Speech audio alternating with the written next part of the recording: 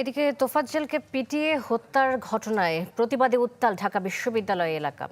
কোথাও হয়েছে মশাল মিছিল, কোথাও বিক্ষোভ কিংবা অবস্থান কর্মসূচি। সবার দাবি জড়িতদের সর্বোচ্চ শাস্তি ও প্রশাসনের পদত্যাগ।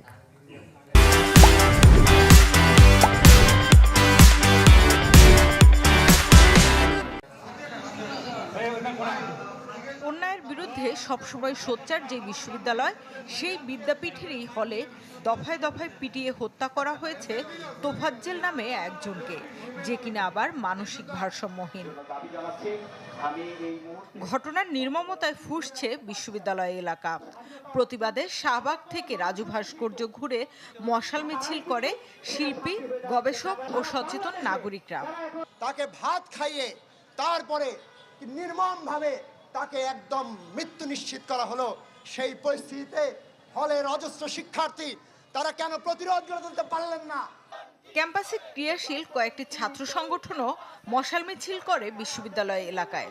আইন নিজের হাতে তুলে নেবার এমন নিষ্ঠুর কর্মকাণ্ডের বিরুদ্ধে সোচ্চার শিক্ষার্থীদের একটি দল এসে অবস্থান নেয় প্রক্টর কার্যালয়ে। শুধু দোষীদেরই নয়, এমন হত্যার ঠেকাতে না পারার ব্যর্থতার দায়ে প্রশাসন কর্তাদেরও পদত্যাগ চান।